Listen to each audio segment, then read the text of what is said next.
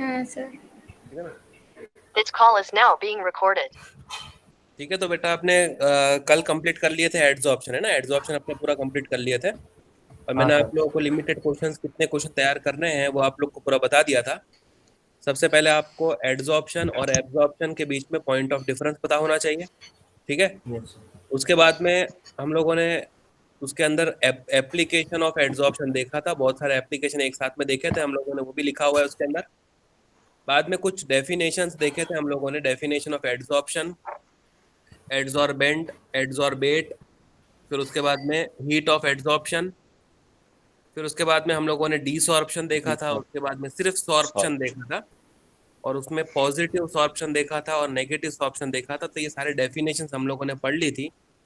अच्छा, डेफिनेशंस पढ़ने के बाद में मैंने कुछ कंसेप्चुअल पॉइंट्स आप लोग को बताए थे, जिसमें हमने ये सीखा था कि जो डेल्टा एस होता है ना, वो नेगेटिव होता है एड्सॉर्प्शन के लिए, डेल्टा एच जो है वो नेगेटिव होता है एड्सॉर्प्शन के लिए, और डेल्टा जी को तो नेगेटिव होना ही पड़ेगा तभी जाके प्रोसेस स्पॉन्टेनियस होती है। तो अगर आपसे पूछे कि ये तीनों की वैल्यू एड्सॉर्प्शन के लिए क्या होती है, तो तीनों नेगेटिव होती है, माइनस माइनस और माइनस, है ना, ये बातें हमने सीखी थी। अच्छा, उसके बाद में फिर हम लोगों ने पढ़ा था एड्सॉर्प्शन के टाइप्स, फिजिकल एड्सॉर्प्शन और केमिकल एड्सॉर्प्शन। उसके अंदर 6-7 पॉइंट मैंने आप लोगों को बताए थे, इनफैक्ट तो मैंने 7 से ज़्यादा ही बताए थे।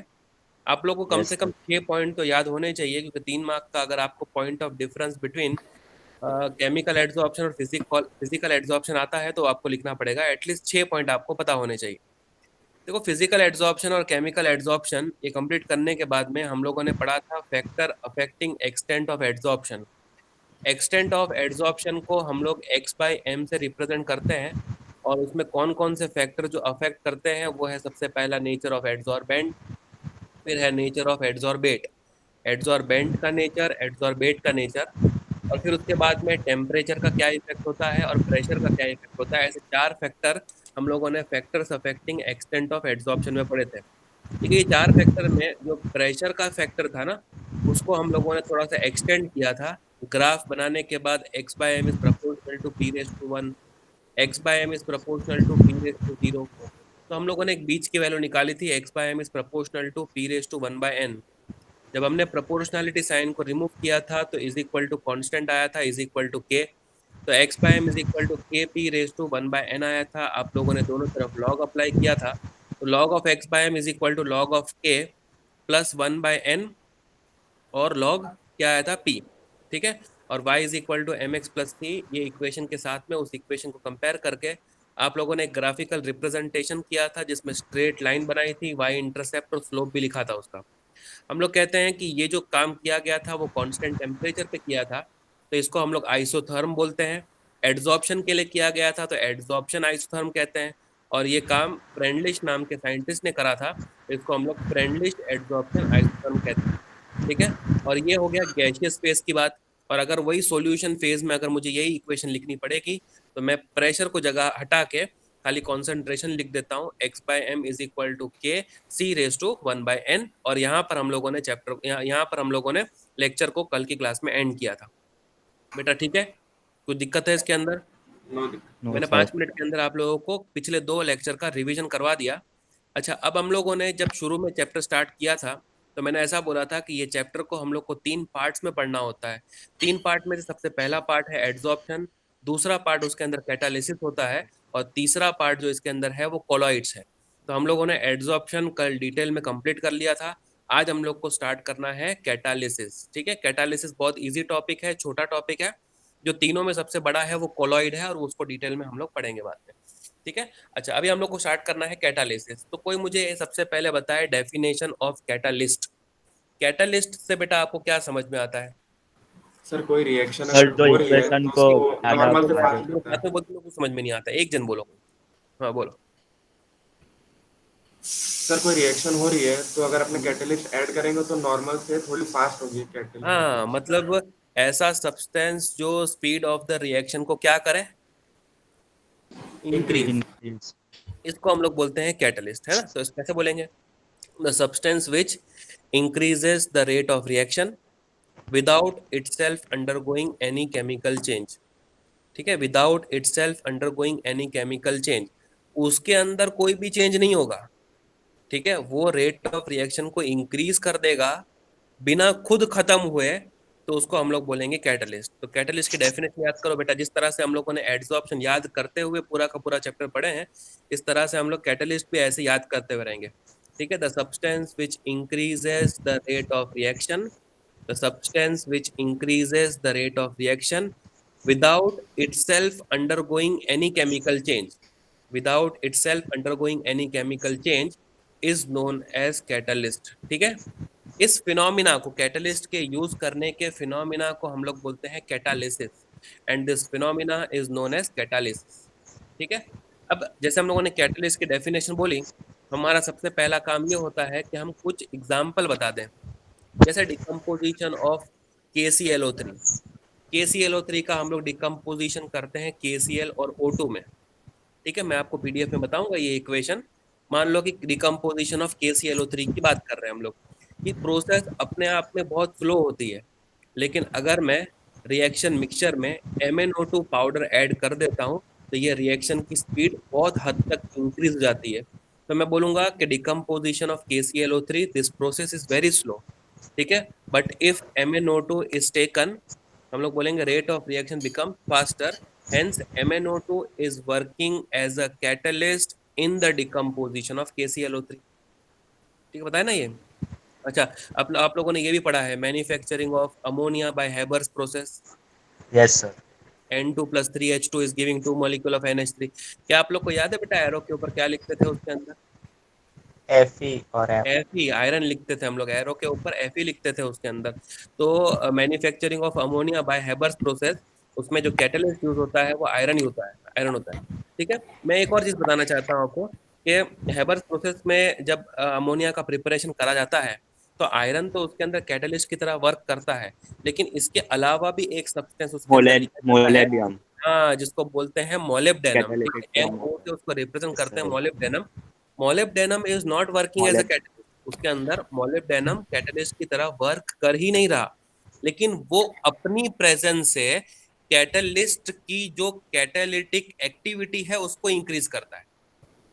ठीक है, एक कैटलिस्ट है जो रेट ऑफ रिएक्शन को स्पीड अप करता है, और एक कैटलिस्ट के सपोर्ट में खड़ा रहता है, उसको हम लोग कहते हैं कैटालिटिक प्रमोटर। मैंने हेबर्स प्रोसेस का एग्जांपल दिया, उसमें iron is working as a catalyst और molybdenum is working as a catalytic promoter.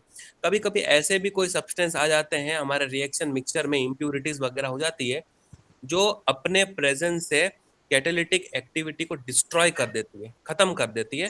तो कैटालिटिक एक्टिविटी को अगर कोई डिस्ट्रॉय कर रहा है, तो उसको हम लोग कैटालिटिक इनहिबिटर बोलेंगे, या तो फिर कैटालिटिक पॉइजन बोलेंगे। ठीक है, सबसे पहले मैंने आपको सिखाया कैटालिस्ट, बाद में बोला इस फिनोमिना को कैटालिसिस बोलते हैं, फिर बाद में मैंने आपको एग्जाम्पल दिया। एग्जाम्पल देने के बाद मैंने आपको यह बताया कि कैटालिटिक प्रमोटर्स क्या होते हैं और कैटालिटिक इनहिबिटर्स क्या होते हैं। थोड़ा आया समझ में, आया, थोड़ा थोड़ा समझ में आ रहा है ना। एक बार हम अगर PDF यस रीड सर। कर लेंगे तो वो भी आपको समझ में आ जाएगा, लेकिन बिना PDF रीड करे भी हम कितना ग्रैस्प कर पा रहे हैं वो भी देखने वाली बात है, और इतना याद करते हैं हम लोग। तो इतना सब कुछ पढ़ने के बाद में हम लोग बोलते हैं कि जो कैटालिसिस होती है ना, वो दो टाइप्स की होती है। एक होती है होमोजीनस कैटालिसिस और दूसरी होती है हेट्रोजीनस कैटालिसिस। ध्यान से जो मैं बोल रहा हूँ उसको सुनो और उसको याद करने की कोशिश करो बेटा, और उसके बाद में जब PDF देखेंगे तो आपको सारा सारा PDF में लिखा हुआ मिलेगा, ऐसी कोई बात नहीं है। कैटालिसिस जो होते हैं वो दो टाइप के होते हैं, होमोजीनस कैटालिसिस और हेट्रोजीनस।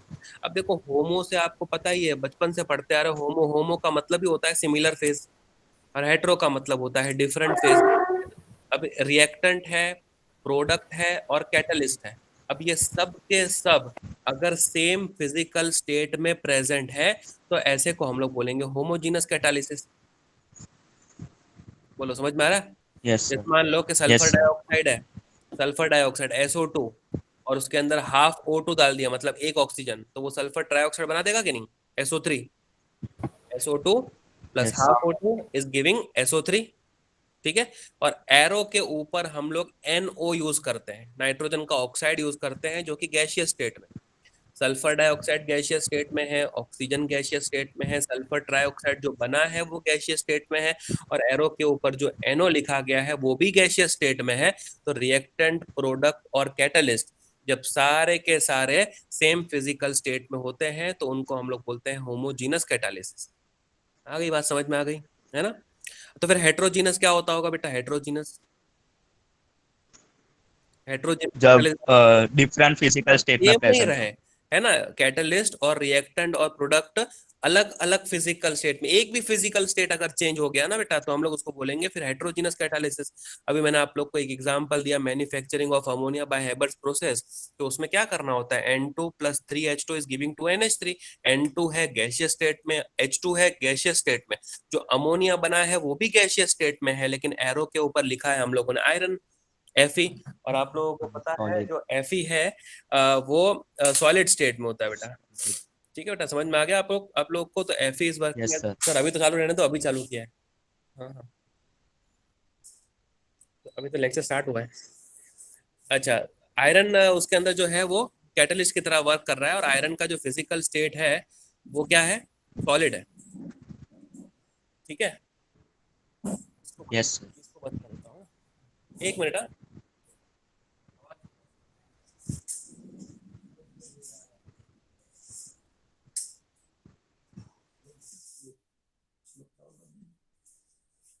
वो चालू करो आपके लिए। नहीं तो आपके लिए ही स्टार्ट कर रहा था। नहीं, आवाज बहुत आती है एक्चुअली। ठीक है ना? Iron is working as a catalyst, तो आयरन कौन से फॉर्म में होता है बेटा? सॉलिड फॉर्म में होता है ना। इसका मतलब फिजिकल स्टेट अलग अलग हो गए, तो ये बार उसको होमोजीनस कैटालिसिस नहीं बोल के हम लोग क्या बोलेंगे बेटा? Heterogeneous catalysis. तो है ना, आप लोगों को ये जो मैं बताया ना, कभी भी ऐसा नहीं पूछेंगे कि होमोजीनस कैटालिसिस क्या होता है, हेट्रोजीनस कैटालिसिस क्या होता है। ये जो सेक्शन में आप लोग को पढ़ा रहा हूँ ना, वो मल्टीपल चॉइस क्वेश्चन के लिए बहुत इंपॉर्टेंट है। आप लोगों से ऐसे बोर्ड में क्वेश्चन पूछे गए हैं कि out of the following which one या which reaction is an example of homogeneous catalysis, which reaction is an example of heterogeneous catalysis। तो चार ऑप्शन में से अगर आपको एक ऑप्शन सिलेक्ट करना है जो होमोजीनस का है या फिर हेट्रोजीनस का है, तो ये कर लेंगे कि नहीं? बहुत इजी होता है कि नहीं? Yes sir. सारे फिजिकल स्टेट हाँ अगर सर। आपको सेम मिल गए तो होमोजीनस, सारे फिजिकल स्टेट अगर आपको डिफरेंट मिल गए तो हेट्रोजीनस, है ना? तो थोड़ा सा ट्रिकी बनाने के लिए आप लोग को इसके अंदर ऑर्गेनिक डाल देते हैं कभी कभी। मैं एग्जांपल देता हूँ। ऐसा लिखा है कि एक ऑप्शन लिखा है manufacturing of ammonia by Haber's process, लेकिन आपको ऐसा नहीं लिख के देंगे N2 plus 3H2 is giving two molecule of NH3। उसकी जगह पे स्टेटमेंट लिखा होगा manufacturing of ammonia by Haber's process. ठीक है, अब आपको मैंने थोड़ी देर पहले सल्फर ट्राइऑक्साइड का एग्जांपल दिया, तो ऐसे लिखेंगे manufacturing of sulphur trioxide by lead chamber process. तो जो मैंने प्रोसेस बताया है ना, उसके नाम आप लोगों को पता होने चाहिए, तो आप लोग कर लोगे, मतलब कोई इशू नहीं होगा इसके अंदर। एक एग्जांपल मैं और देता हूँ, ऑर्गेनिक डालते हैं इसके अंदर, हाइड्रोलिसिस ऑफ एस्टर। ये किसका एग्जाम्पल है? अभी दो तो मैंने आपको बता दिए, तो आपको पता चल गया। हाइड्रोलिसिस ऑफ एस्टर ये किसका एग्जाम्पल है? हेट्रोजीनस का कि होमोजीनस का? पता है कुछ? ये नहीं पता ना? पता है कि नहीं पता है? नहीं पता होगा ना, अभी नहीं नहीं ऑर्गेनिक सर, नहीं नहीं हाँ है पता। ना। सर। हाँ, तो कभी कभी ऐसे भी कुछ क्वेश्चन मैं पूछ लूंगा जो बिल्कुल पता नहीं है, तो सोचने का टाइम वेस्ट नहीं करना है, बोलना सर ये तो हमको आता ही नहीं है। हाँ नहीं यार। हाइड्रोलिसिस ऑफ एस्टर ये रिएक्शन आप लोगों ने पढ़ी नहीं है अभी तक, तो आपको नहीं हाँ पता है ये। ठीक है, तो हाइड्रोलिसिस ऑफ एस्टर में एस्टर लिया जाता है जो कि एक्वस स्टेट में होता है, पानी डालते हैं जो कि लिक्विड स्टेट में होता है, उससे एसिटिक एसिड बनता है और अल्कोहल बनता है जो कि एक्वस स्टेट में होता है, और एरो के ऊपर H प्लस आयन लिया होता है, मतलब एसिड लिया होता है, वो भी एक्वस स्टेट में होता है। मतलब एस्टर, पानी, एसिटिक एसिड, अल्कोहल और एरो के ऊपर H प्लस, सारे के सारे सॉल्यूशन फेज में होते हैं, एक्वस स्टेट में होते हैं। मतलब this is also an example of homogeneous catalysis. तो कभी कभी क्वेश्चन को टफ बनाने के लिए आप लोग को एग्जैक्ट रिएक्शन लिख के नहीं देते हैं, आप लोगों को ऐसा बोल देंगे हाइड्रोलिसिस ऑफ एस्टर बताओ। तो फिर उसके बाद में आपको पहचानना रहेगा कि हाइड्रोलिसिस ऑफ एस्टर वाली इक्वेशन कौन सी होती है, और फिर वो इक्वेशन देख के फिर पता करना पड़ता है कि वो होमोजीनस है या हेट्रोजीनस है। तो पीडीएफ में मैं आपको एग्जांपल बताता हूँ, वो एग्जांपल के अलावा फिर कोई कुछ और नहीं पूछेंगे, फिर उसकी टेंशन मत लेना, ठीक है? अच्छा, एक बार ऐसा ओके पूछे, मान लो कि conversion of oil into ghee sir. Homogeneous, heterogeneous heterogeneous है। हेट्रोजीनियस। हेट्रोजीनस क्यों है? ऑयल और घी उसके उनका तो yes liquid sir. Physical state होगा, लेकिन एरो के ऊपर लिया जाता है उसमें निकल, निकल। है ना? और निकल सॉलिड। का फिजिकल स्टेट सॉलिड होता है, और एक बार सॉलिड आ गया इसका मतलब ये है कि वो हेट्रोजीनस कैटालिसिस का एग्जांपल है ना? तो जब ऑर्गेनिक केमिस्ट्री आप पढ़ लोगे तो फिर तो सारे इक्वेशन कर लोगे, ऐसी कोई बात नहीं, इजी होता है, ठीक है ना? तो ठीक है, समझ में आ गया? अच्छा, यस। तो अब मैंने आप लोगों को बता दिया कैटालिस्ट भी दो टाइप के होते हैं, होमोजीनस और हेट्रोजीनस, ठीक है? अब है ना, कैटालिसिस हम लोग पढ़ रहे हैं क्यों सरफेस केमिस्ट्री में, वो समझते हैं। ठीक है, modern adsorption theory of catalysis हम लोग समझने जा रहे हैं। क्या समझने आ रहे हैं? Modern adsorption theory of catalysis. ये बीच बीच में से मैं पढ़ा रहा हूँ, बाद में अपने पीडीएफ में रीड कर लेंगे एक बार। मॉडर्न एड्सॉर्प्शन थियरी, एड्सॉर्प्शन और कैटालिसिस का क्या कनेक्शन है ये अपने को समझना है। ठीक है,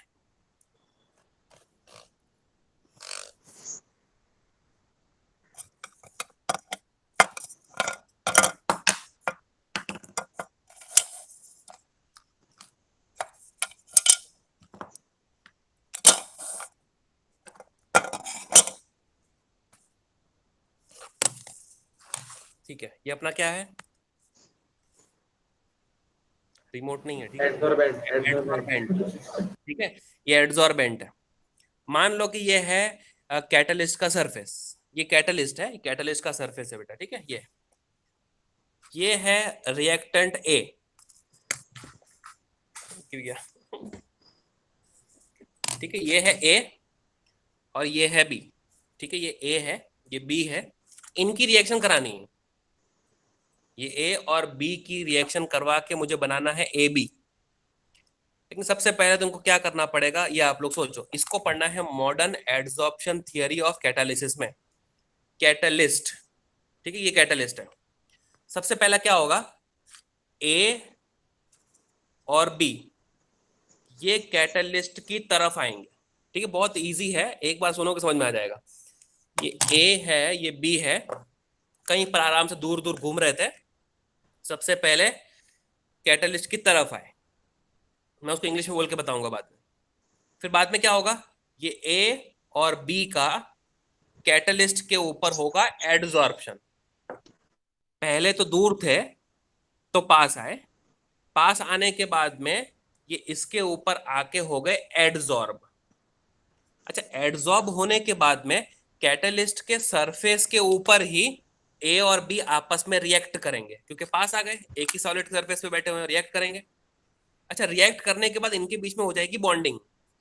अब ये हो गए एक साथ में, अभी भी वो कैटलिस्ट के सरफेस पे हैं।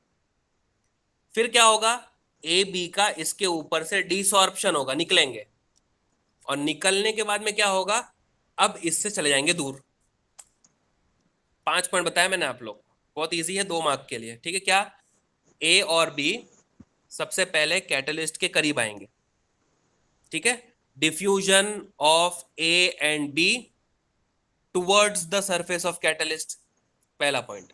ठीक है, फिर ए और बी का adsorption, adsorption of A and B on the surface of catalyst. ठीक है, तीसरा point, reaction of A and B, A और बी का reaction to form A B on the surface of catalyst. Fourth point, A B का desorption from the surface of catalyst, और फिर diffusion of A be away from the catalyst. ये 5 point आए समझ में बेटा? Yes sir. Yes sir. क्या सबसे पहले तो क्या करना है, ए बी को पास बुलाना है, पास बुलाने के बाद क्या करना है, कैटलिस्ट के ऊपर एडसॉर्ब कराना है। फिर क्या कराना है, वही सरफेस पे ए और बी की रिएक्शन करवा के ए बी बनाना है। फिर क्या करना है, फिर उसका डिसॉर्प्शन करवाना है, निकालना है उनको, और डिसॉर्प्शन करवाने के बाद में फिर उनको दूर भेज देना है ना। लिंक्ड है ना, पूरा का पूरा लिंक्ड है, कोई टेंशन नहीं है ना? हाँ यस सर। समझ में आ गया होगा? Yes sir. कौन एब्सेंट है आज? 2 लोग एब्सेंट है। सर एक्चुअली मुर्तुजा खड़ा है, मैंने प्रियंका मैम को फोन करने की ट्राई की लेकिन नहीं लग रहा है, पंकज वो आ रही है। बेचारा बाहर खड़ा है मुर्तुजा, कब से? हाँ सर, वो अभी 5-10 मिनट से बाहर खड़ा है मतलब। हम्म, हाँ मैं अभी फोन कर रहा हूँ सर। फोन कर ले वापस यार, बेचारे का छूट रहा है। और पंकज तो एब्सेंट ही रहता है वो तो।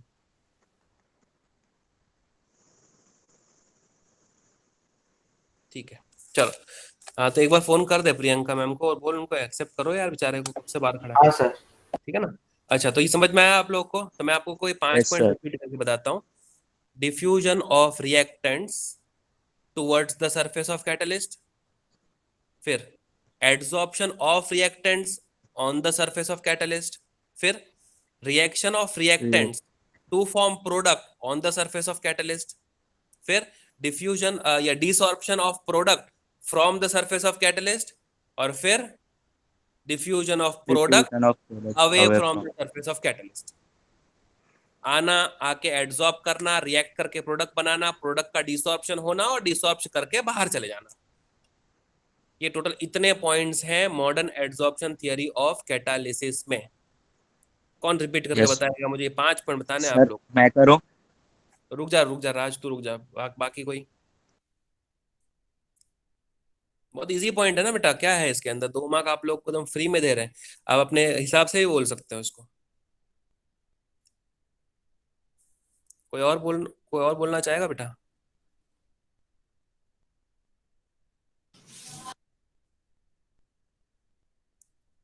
ऋषभ, तेरा माइक नहीं चल रहा क्या आज? ऋषभ का चल रहा है माइक? ऋषभ, आलिया, हाँ सर। माइक चल रहा है ऋषभ? Yes sir. तू सोया था? नहीं सर, जागता हूँ अपने सब से बोला तो। जाग रहा है ना? मेरा क्या है वो, ईयरफोन बिगड़ गया है, हम्म। एक साइड का, इसलिए हाँ वो हाँ, तो थोड़ा फिर लेट मुझे सुनाई बता देता है कि मेरे वो को। मॉडर्न एड्सॉर्प्शन थियरी में मैंने क्या पढ़ाया अभी। बहुत इजी थियरी पढ़ा दी यार तुम लोग को। बोलो चलो, बहुत इजी थियरी है, फटाफट बोलो चलो। हाँ सर, एक मिनट। हम्म। हाँ सर, मैं बोल दूँ सर? हाँ माधव, लिया मोटूसा को लिया अंदर? हाँ सर, फोन नहीं उठा रहे हैं, मैं क्या फोन नहीं करूँ? उठा रहे? नहीं उसी सर, के मैंने झंझट में तो उनको भी उसके फोन। साथ बात कर रहा था व्हाट्सएप, वो अंदर आ रहा, बोला कि सर को हाँ, बोलो तो अंदर ले। उसका नेट बीच में गया एक बार, तो उसको दूसरे डिवाइस से अंदर आना पड़ा, तो तब से वो बात खड़ा। मैंने मैसेज भी किया है। संजीव सर आवेला छे? हाँ, वहाँ बिजी होंगे शायद तक इसलिए। तो रुको फिर बोले मैं सर आता हूँ मैं। और फिर करा के। हाँ सर, मैं अपडेट कर रहा हूँ उसको, कोई नहीं कि क्या कर रहा है। ठीक है, तो एक बार ये एड्सॉर्प्शन थियरी जरा पढ़ो तो। एक काम करता हाँ, हूँ, मैं स्क्रीन शेयर करके जाता हूँ, तो मैं एक्सेप्ट करके आता हूँ उसको।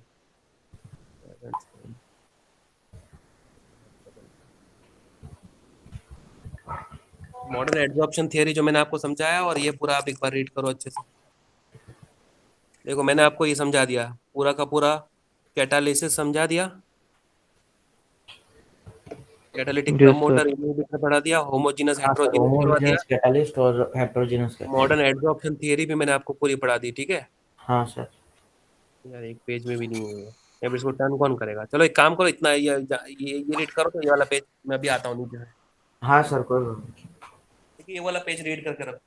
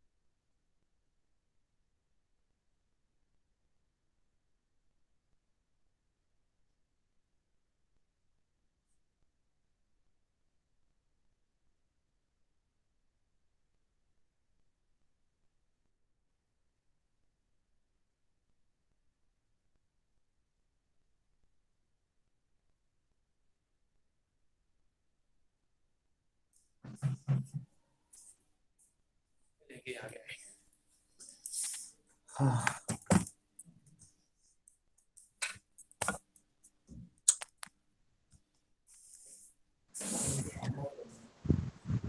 अरे तो कहाँ है रिक्वेस्ट? तो भेजा तो नहीं है इसने रिक्वेस्ट?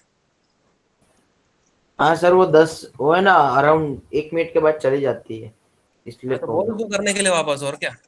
हाँ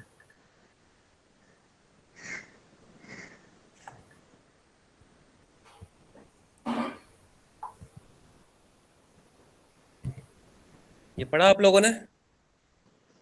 हाँ सर, यस पर सर।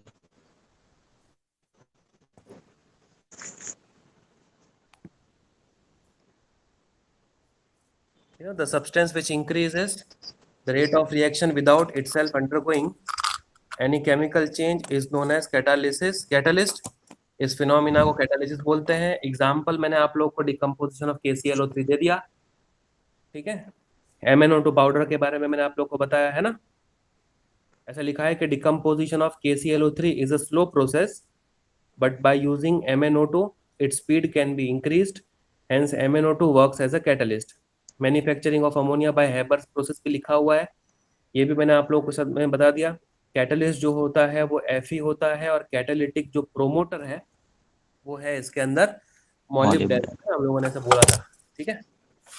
अच्छा, फिर उसके बाद में कैटालिटिक प्रमोटर क्या होते हैं वो लिखा हुआ है कि the substance which by its presence enhance the activity of catalyst.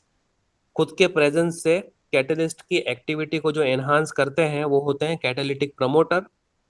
और कैटालिटिक इनहिबिटर्स क्या होता है? The substance which by its presence destroy the catalytic activity is known as catalytic poison, जिसको ठीक है कैटालिटिक इनहिबिटर भी बोलते हैं हम लोग, ठीक है। अच्छा, एक और चीज इसके अंदर है, कैटलिस्ट जो होते हैं ना they works by decreasing energy of activation. ये कैटलिस्ट जो है वो काम किस तरह से करते हैं? तो bye decreasing energy of activation. Energy of activation पता है आप लोग को? एनर्जी ऑफ एक्टिवेशन वो एनर्जी होती है जो मिनिमम रिएक्टेंट मॉलिक्यूल्स को देनी पड़ती है प्रोडक्ट में कन्वर्ट होने के लिए, ठीक है। मतलब इतनी एनर्जी तो आपको सप्लाई करनी ही पड़ेगी, तब जाके रिएक्टेंट्स आपके प्रोडक्ट में कन्वर्ट होंगे। तो कैटलिस्ट क्या करता है? वो रिक्वायरमेंट को कम कर देता है। अगर रिक्वायरमेंट कम हो गई तो हम लोग बोलेंगे ना कि वो जल्दी से वो एनर्जी वाला पार्ट अचीव कर लेंगे और वो जल्दी से रिएक्टेंट सारे के सारे प्रोडक्ट में कन्वर्ट होंगे। तो कैटलिस्ट किस तरह से वर्क करता है? तो bye decreasing energy of activation. Catalyst के बारे में और ज्यादा डिटेल में हम लोग पढ़ते हैं केमिकल काइनेटिक्स में, वहां पे ग्राफिकल रिप्रेजेंटेशन से ये सब चीजें हम लोग सीखेंगे, ठीक है। अभी फिलहाल के लिए आप लोग याद रखो कि catalyst works by decreasing energy of activation. Catalysis दो टाइप की होती है, होमोजीनस कैटालिसिस और हेट्रोजीनस, ये भी हमने पढ़ लिया। होमोजीनस कैटालिसिस में क्या लिखा है कि when reactants, products and catalyst are present in the same physical state then it is known as homogeneous catalysis. देखो मैंने आप लोगों को ये एग्जांपल भी दिया था, sulphur dioxide plus half O2 is giving sulphur trioxide, और एरो के ऊपर हम लोगों ने NO लिखा हुआ है। ये प्रोसेस का नाम लेड चैम्बर प्रोसेस होता है। H2SO4 की मैन्युफैक्चरिंग का पहला स्टेप होता है ये। फिलहाल के लिए हम लोग बोलेंगे कि ये जो रिएक्शन है वो होमोजीनस कैटालिसिस की एक हमारी एग्जाम्पल है, ठीक है। अच्छा, फिर देखो मैंने जो आप लोगों को बोला ना हाइड्रोलिसिस ऑफ एस्टर की मैं बात कर रहा था, हाइड्रोलिसिस ऑफ एस्टर। ये जो CH3CO C2H5 है वो एस्टर ही होता है। अब जब इसके अंदर आप लोग H2O को प्लस करते हो ना तो वो कन्वर्ट हो जाता है CH3COOH और C2H5OH में, ठीक है। ये आप लोग रिएक्शन इमेजिन कर पा रहे हो क्या बेटा? Yes sir. Yes sir. ठीक है, इस तरह की रिएक्शन हो रही है। ये यहाँ से बीच में से यहाँ पे कट हो रहा है, ठीक है। CH3COO C2H5 है ना, ये पानी को आप लोग ऐसा भी लिख सकते हो बेटा, H लिख सकते हो और OH लिख और सकते हो। OH। मान लो कि ये OH ये साइड पे जा रहा है और OH जो है बेटा वो ये साइड पे जा रहा है, तो CH3COO के साथ में ये H लग गया तो CH3COOH। नहीं नहीं, अभी तो चार्जिंग है, रहने दो। अब बराबर है, ठीक है। जब लगाने का रहेगा तो मैं लगा दूंगा, ठीक है।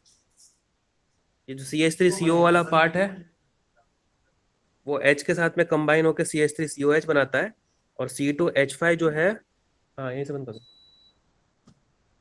C2H5 जो है वो OH से कंबाइन होकर C2H5OH बनाता है। एक्वेस, लिक्विड, एक्वेस, एक्वेस, और यहाँ पर जो प्रेजेंस ली है वो H+ आयन की है और वो भी एक्वस स्टेट में है।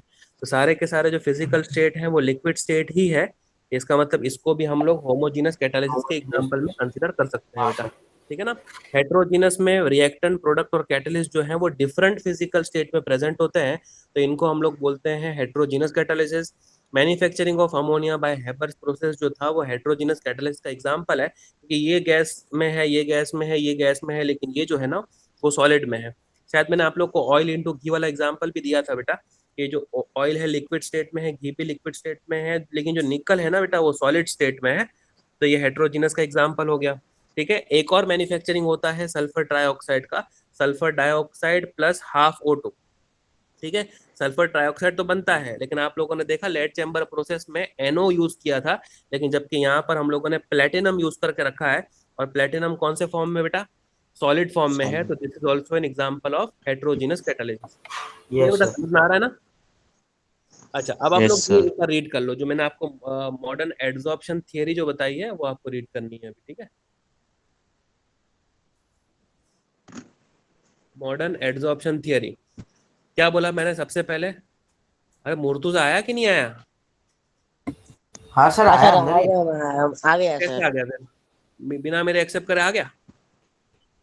तो पता नहीं, मैंने सर वो क्लिक किया तो प्रियंका अंदर आ मैम गया। ने एक्सेप्ट किया ना नीचे से। हाँ, नीचे से किसी ने एक्सेप्ट किया ना, आया ना मुर्तुजा तो चौक। क्या नीचे से पूरा लैपटॉप ही तो पूरा लेके आ गया मैं ऊपर। अच्छा तो अभी आया तो सही कि मुर्तुजा। क्या यार, नीचे धक्का खिलाया मेरे को। भगवान माफ नहीं करेगा तेरे को मुर्तुजा। अरे सर, मैं नेटवर्क चला गया सर। साढ़े हाँ, 9 के बाद तो तो तेरे लिए नेट मैं आया। नीचे जाके आया पता है, एक माला मैंने उतर आपको के एक माला चढ़ के आया मैं ऊपर। चल तो कोई नहीं, कांटेक्ट भी कितना लेट, 9:30 बाद के वापस ही किया सर मैंने कांटेक्ट भी। ठीक है चलो कोई नहीं। Modern adsorption theory of catalysis को आप लोग रीड करो। तो diffusion of reactants towards the surface of catalyst, reactants का आना towards the surface of catalyst, ये पहला स्टेप है। Adsorption of reactant on the surface of catalyst, इसका मतलब रिएक्टेंट का कैटलिस्ट के सरफेस के ऊपर एड्सॉर्ब हो जाना, पहले आना है और बाद में एड्सॉर्ब हो जाना है, ठीक है। फिर उसके बाद में क्या है तीसरा पॉइंट, कैटलिस्ट के सरफेस पे ही रिएक्टेंट्स जो है वो रिएक्ट करके प्रोडक्ट बनाते हैं। Reaction of reactants to form product on the surface of catalyst. Fourth point है प्रोडक्ट बनने के बाद में प्रोडक्ट का वहां से निकल जाना, desorption of product from the surface of catalyst, catalyst के सरफेस पे से प्रोडक्ट का डिसॉर्प्शन हो जाना। फिफ्थ पॉइंट है, लास्ट पॉइंट है, प्रोडक्ट निकलने के बाद में फिर दूर चला जाना, diffusion of product away from the surface of catalyst. ये 5 पॉइंट आप लोग को समझ में आ गए बेटा? Yes sir. है ना, बहुत इजी पॉइंट्स थे, है ना। कोई Yes, रिपीट sir. कर रहा है क्या? बोलो, चलो कोई रिपीट करो तो मैं एग्जांपल समझाऊं। कोई भी एक जन रिपीट करो चलो, जो अच्छे से सुना होगा और जिसको थोड़ा बहुत भी इंग्लिश आता होगा ना वो बोल लेगा ये। हाँ सर। सर मैं ट्राई करता हूँ। हाँ बोल चल। सर अपना डिफ्यूजन ऑफ रिएक्टेंट्स, हाँ, towards the surface of the catalyst. ठीक है। फिर adsorption of reactions on the surface of catalyst. Reactants, हाँ। हाँ। फिर reaction of reactants to, to form product. हाँ, to form product on the surface of catalyst. और very good, ठीक है। फिर desorption of product from the surface of catalyst. ठीक है, और लास्ट वाला सर, प्रोडक्ट का डिसऑर्प्शन हो जाएगा फिर। हाँ सर, फिर डिफ्यूजन होगा प्रोडक्ट ऑफ Diffusion? प्रोडक्ट, हाँ, लेकिन प्रोडक्ट, ये बार क्या है? अवे फ्रॉम द हाँ, catalyst. Away from the surface ठीक ऑफ है, कैटलिस्ट। ठीक है, हाँ समझ में आ सर। गया। पहले हाँ आ सर। गए, आके एड्सॉर्ब हो गए, रिएक्ट करके प्रोडक्ट बना दिया, डिसॉर्ब हो गए और डिसॉर्ब होने के और बाद फिर चले गए, डिसॉर्प्शन लेके चले गए। हाँ। ठीक है। अच्छा, अब देखो, अभी ये कुछ डायग्रामेटिकली भी इसको रिप्रेजेंट करा जाता है, तो वो भी आप लोग देख लो। हम लोग बात कर रहे थे इसकी, ये ए और बी की, ये ए है और ये बी है, और इस तरीके का कोई कैटलिस्ट का सरफेस हम लोगों ने ले लिया है समझाने के लिए, खाली ऑन पेपर। ए और बी पास आ गए। सबसे पहला देखो, पास आने के बाद में यहाँ पर दिखाया है कि ये जो ए है और बी है वो कैटलिस्ट के ऊपर एडजॉर्ब हो गए, अटैच हो गए, ठीक है। अच्छा, एक बार अटैच हो गए, फिर उसके बाद में ये ए और बी ने आपस में क्या किया? बॉन्ड बना लिया। ठीक है, तो ये ए भी बन गया, ए और बी ने रिएक्ट करके ए भी बना लिया। फिर उसके बाद में लास्ट स्टेप में क्या किया कि कैटलिस्ट को छोड़ के ये ए बी उससे डिसॉर्ब होके दूर चले गए। समझ में आया? यस तो ये सर। इस तरह से एक यस। डायग्रामेटिकल रिप्रेजेंटेशन दिया है मॉडर्न एड्सॉर्प्शन थियरी का। ये बहुत सिंपल सी थियरी है, ये आप लोगों को भी बाई चांस पूछी जाए तो ये आप लोग को बताने को आना चाहिए। ठीक है बेटा? अच्छा, अब है ना कैटलिस्ट के अंदर और आगे बढ़ते हैं। उसमें है कैटालिटिक एक्टिविटी एंड सिलेक्टिविटी। इसको इम्पोर्टेंट मार्क करके रखना आप लोग। ये बोर्ड में पूछा गया है, मतलब ये साल तो नहीं पूछा गया है, लेकिन सीबीएसई के पैटर्न के हिसाब से, मतलब गुजरात बोर्ड में तो ये था ही नहीं लास्ट टू लास्ट ईयर, तो तब तक तो आने का सवाल ही नहीं है। लास्ट ईयर ये एनसीईआरटी आई है, ये साल तो बोर्ड में आया नहीं है, लेकिन ये सीबीएसई में बहुत ज्यादा पूछे जाने वाला क्वेश्चन है ये कैटालिटिक एक्टिविटी एंड सिलेक्टिविटी। तो हो सकता है कि अभी एनसीईआरटी में, अभी एनसीईआरटी पैटर्न हम लोग फॉलो कर रहे हैं, तो उसमें ये लोग पूछ लें कैटालिटिक एक्टिविटी क्या होती है और सिलेक्टिविटी क्या होती है। ये बहुत इंपॉर्टेंट है। देखो, अभी हम लोगों ने थोड़ी देर पहले बात करी कि रिएक्टेंट आते हैं और कैटलिस्ट के सरफेस के ऊपर एडजॉर्ब हो जाते हैं। यही बोला ना हम लोगों ने, कैटलिस्ट आते हैं और Yes, sir. सॉरी रिएक्टेंट्स आते हैं और Reactants आते हैं, कैटलिस्ट के catalyst सरफेस के के ऊपर एडजॉर्ब हो जाते हैं। हाँ अब सर। देखो, ये जो स्ट्रेंथ ऑफ एडजॉर्प्शन है ना, स्ट्रेंथ ऑफ एडजॉर्प्शन, ये बहुत ज्यादा पावरफुल नहीं होना चाहिए। मतलब रिएक्टेंट आया और कैटलिस्ट के सरफेस को पकड़ लिया, अब छोड़ ही नहीं रहा। ठीक है, इसका मतलब तो ये हुआ कि फिर कैटलिस्ट खराब हो जाएगा अपना। कैटलिस्ट के ऊपर रिएक्टेंट्स आके चिपक गए और प्रोडक्ट हो सकता है बना भी दिया, लेकिन अब डिसॉर्प्शन हो ही नहीं रहा। तो ऐसा नहीं चलेगा। कैटालिटिक एक्टिविटी किस बात पे डिपेंड करेगी बेटा? वो डिपेंड करेगी स्ट्रेंथ ऑफ केमिसॉर्प्शन पे। एड्सॉर्प्शन जो हुआ है वो किस स्ट्रेंथ से हुआ है उसके ऊपर डिपेंड करेगी। मतलब हम लोग ऐसा बोलना चाहते हैं कि जो रिएक्टेंट है वो एड्सॉर्ब तो होने चाहिए, लेकिन इतना स्ट्रांगली नहीं होने चाहिए कि फिर वो इमोबिलाइज्ड हो जाए। इसका मतलब फिर वहां से हटे ही नहीं और वहीं पर अपना घर बसा के रहने लगे। ठीक है, ऐसा हम लोग नहीं चाहते। तो कैटालिटिक एक्टिविटी में आप लोगों को ये पॉइंट याद रखना है कि activity of catalyst depends upon the strength of chemisorption. Reactants जो है वो एड्सॉर्ब होने चाहिए, लेकिन इतने स्ट्रांगली नहीं होने चाहिए कि फिर वहां से वो डिसॉर्ब ही नहीं हो, इसका मतलब वो इमोबिलाइज्ड हो जाए। ठीक है, समझ में आया आपको कैटालिटिक एक्टिविटी? अब जो है ना यस सर। सिलेक्टिविटी, सिलेक्टिविटी ये बहुत ज्यादा इंपॉर्टेंट है। सेम रिएक्टेंट्स हम लोग लेते हैं, मान लो कि कार्बन मोनोऑक्साइड लिया है और H2 लिया है, लेकिन हम लोग कैटलिस्ट को बदल देते हैं ना, तो कैटलिस्ट के बदलने से रिएक्टेंट ही बदल जाती है सेम रिएक्टेंट्स को लेके। मतलब मैं ये कहना चाह रहा हूं कि मान लो कि मैंने एग्जांपल लिया, पढ़ते बाद में है, यहाँ पे लिया है CO और H2, CO और H2, CO और H2, कार्बन मोनोऑक्साइड और हाइड्रोजन ही लिया है। अब मैं ऐसा कह रहा हूं कि CO और 3H2 कंबाइन होके कभी CH4 बना देते हैं, CO और 2H2 कभी कंबाइन होके CH3OH बना देते हैं, यस सर। CO और H2 कभी कंबाइन होके HCHO बना देते हैं। हाँ सर। CH4 का मतलब मीथेन होता है, CH3OH का मतलब मीथेनॉल होता है, और HCHO का मतलब होता है बेटा फॉर्मल्डिहाइड, मतलब मीथेनॉल। कि इतनी सारी अलग अलग प्रोडक्ट बनाते, देखो रिएक्टेंट तो सेम लिया है ना, CO और H2, CO और H2, CO और H2, है ना? Yes sir. इन कैटलिस्ट को बदल दिया है। निकल के साथ में CH4 बनता है, Cr2O3ZnO के साथ में CH3OH बनता है, और अगर कॉपर एज अ कैटलिस्ट लेंगे तो HCHO बन जाता है।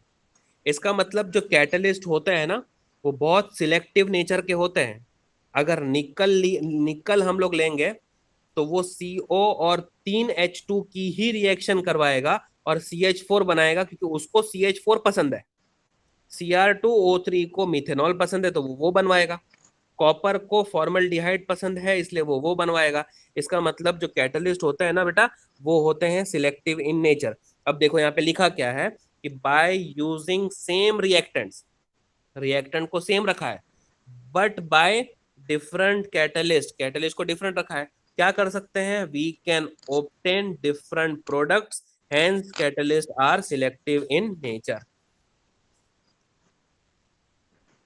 बोलो बेटा, समझ में आया?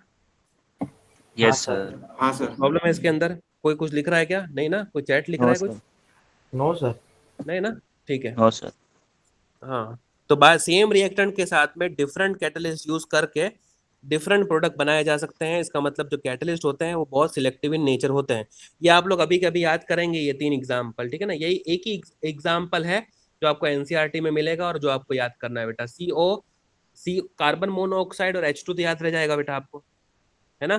कार्बन मोनोऑक्साइड CO और यस H2 एक बार 3 मोल लेना है, एक बार 2 मोल लेना है और एक बार 1 ही मोल लेना है, ठीक है? वो भी याद रह जाएगा 3, 2, 1। अब आप लोगों ने लेफ्ट साइड पे देखना है बेटा, CO और 3H2 इसके कॉम्बिनेशन से CH4 और H2 ही तो बनेगा, है ना? क्योंकि बैलेंसिंग भी तो कोई चीज होती है। CO Yes. और 2H2 से CH3OH 4H वाला प्रोडक्ट बनेगा। CO और H2 से HCHO बनेगा, 2H वाला प्रोडक्ट बनेगा, ठीक है? अच्छा, अभी आपको याद रखना है कि ऊपर से नीचे पहला सबसे ऊपर निकल है, फिर बीच में Cr2O3ZnO है और सबसे लास्ट में कॉपर। निकल, फिर Cr2O3ZnO और फिर कॉपर। तो ये एक सिलेक्टिविटी में आपको एग्जाम्पल भी प्लेस करना होता है। Explain the selectivity and activity of catalyst by using suitable example, ऐसे टाइप का क्वेश्चन आपसे पूछा जाता है। तो ये CBSE पैटर्न के हिसाब से बहुत ज्यादा इंपॉर्टेंट है। गुजरात बोर्ड में अब तक नहीं पूछा गया है, लेकिन हो सकता है कि आप लोगों के साल में ये क्वेश्चन आ जाए, ठीक है? तो याद रहेगा बेटा, एक्टिविटी का मतलब क्या था? कोई एक जन बोलो बेटा, एक्टिविटी का मतलब क्या था?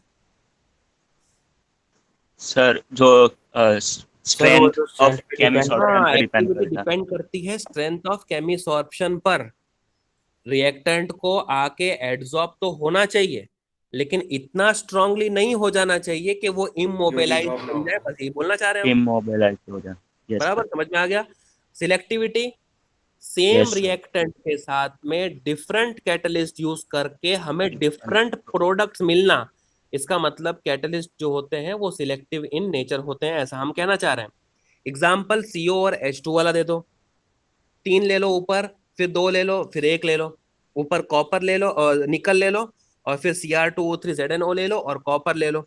तो उससे अलग अलग प्रोडक्ट, पहले में CH4 बनता है, फिर CH3OH बनता है और फिर HCHO बनता है। पूरा का पूरा वो मैकेनिज्म ही चेंज कर देते हैं। मतलब जो कैटलिस्ट होते हैं वो बहुत ज्यादा सिलेक्टिव इन नेचर होते हैं। चलो आगे बढ़ जाऊं।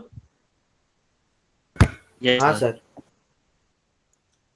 ठीक है, अब है ना, इसके अंदर दो मोस्ट इंपॉर्टेंट कैटलिस्ट के अंदर दो मोस्ट इंपॉर्टेंट क्वेश्चन बचे हैं अपने। वो है सबसे पहला, shape selective catalysis using zeolite. Zeolite को यूज करके शेप सिलेक्टिव कैटालिसिस अपने को पढ़नी है। अगर आप लोगों ने 11th स्टैंडर्ड की केमिस्ट्री अगर अच्छे से रिवाइज, ये क्या हो रहा है यार?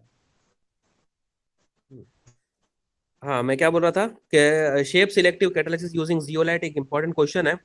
और जियोलाइट के बारे में हम लोगों ने लास्ट ईयर P ब्लॉक के अंदर बात करी है, ठीक है?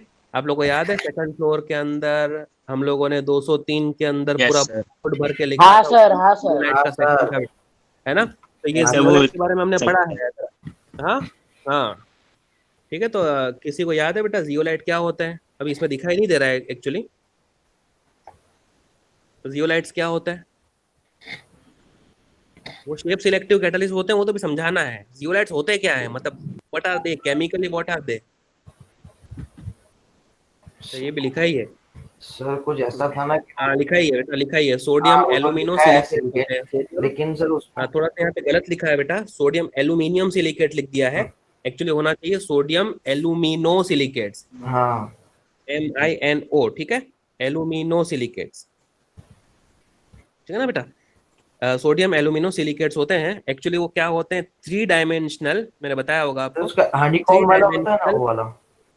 हाँ, बस बस वही वही 3 डायमेंशनल नेटवर्क सिलिकेट्स होते हैं, जिसके अंदर कुछ सिलिकॉन के एटम्स को हम लोग एल्यूमिनियम से रिप्लेस करे होते हैं इसके अंदर, ठीक है? तो अब देखो, आप लोग याद करो इसको। सबसे पहली बात तो बोलना है कि जियोलाइट्स जो होते हैं वो शेप सिलेक्टिव कैटालिसिस है। क्यों, तो वो सीखते हैं अभी हम लोग।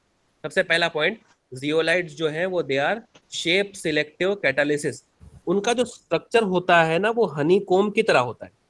इसका मतलब छोटे छोटे पोर्स होते हैं उसके अंदर, उनको हम लोग बोलते हैं they are porous in nature, ठीक है? और पोरस इन नेचर के साथ साथ में, अब पोर्स हैं तो पोर्स की एक पर्टिकुलर साइज होती होगी with a fixed size of pores. ठीक है, पोर्स की साइज कैसी है, फिक्स है। इसका मतलब हेंस ओनली दोज रिएक्टेंट्स, सिर्फ वही रिएक्टेंट जो वो साइज रेंज के अंदर फिट होंगे वही जाके उसके अंदर एडजॉर्ब हो सकते हैं और वही रिएक्ट करके फिर प्रोडक्ट बना सकते हैं। इसका मतलब हो गया ना जियोलाइट शेप सिलेक्टिव कैटलिस्ट।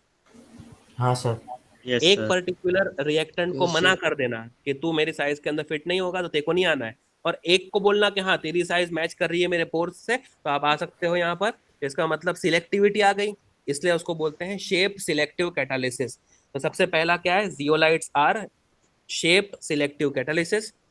उनका जो स्ट्रक्चर होता है वो हनीकॉम्ब की तरह होता है, पोरस इन नेचर होते हैं और जो पोर्स की साइज होती है वो फिक्स होती है।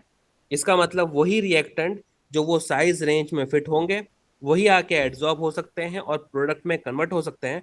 इसका मतलब जो जियोलाइट्स हैं वो शेप सिलेक्टिव कैटालिसिस है। अच्छा, केमिकली वो क्या होता है, मैंने आपको थोड़ी देर पहले बताया।